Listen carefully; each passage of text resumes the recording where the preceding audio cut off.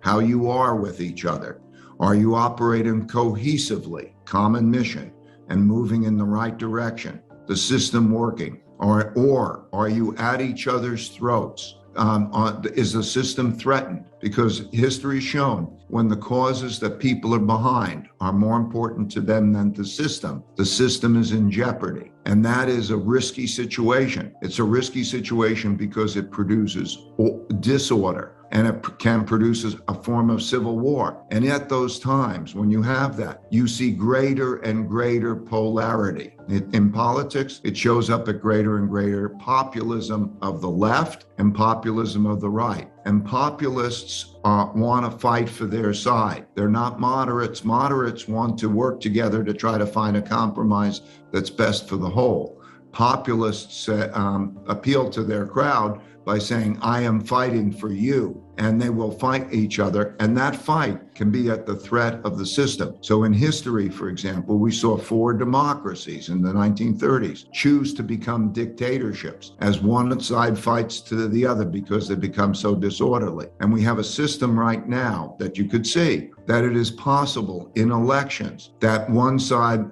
neither side might accept losing. And so the system becomes in jeopardy. And you see that the moderates leave the system. You can't be moderate. You have to pick a side and fight. So when you have financial problems and you have this kind of polarity and you have a bad time, you have a lot of fighting internally. So imagine where we are in the economic cycle, where they have given, the government has given a lot of money and credit to people. They've put it out. Well, no surprise, that's leading to a lot of inflation. Inflation takes buying power away from people.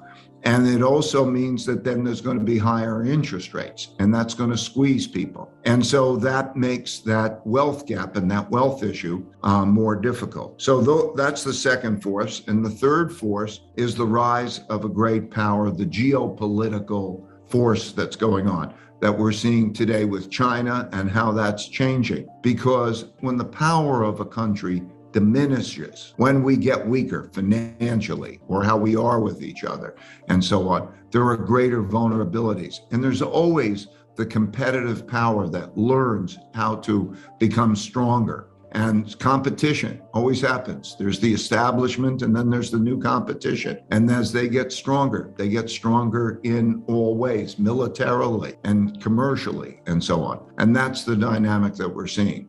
Right now, the U.S.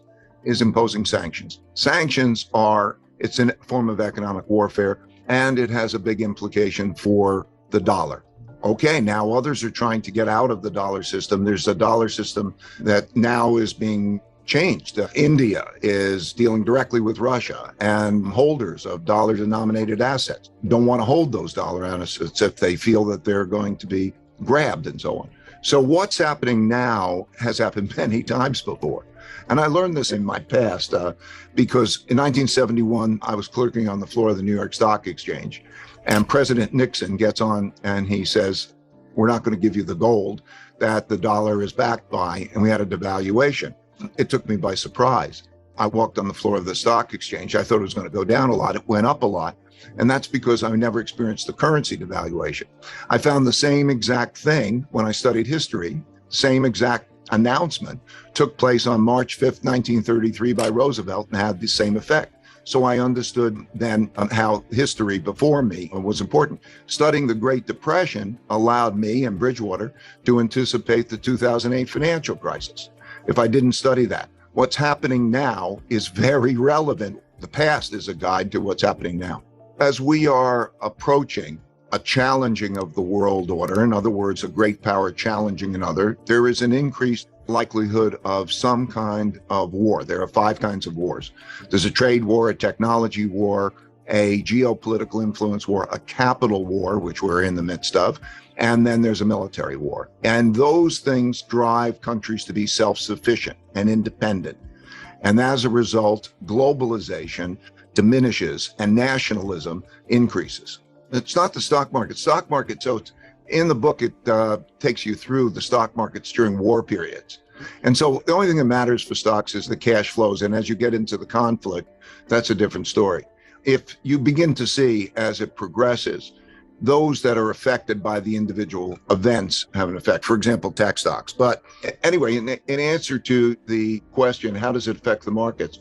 It affects the value of money most fundamentally. Like what we're seeing now is that the value of money, when you run very large deficits, you have to spend a lot.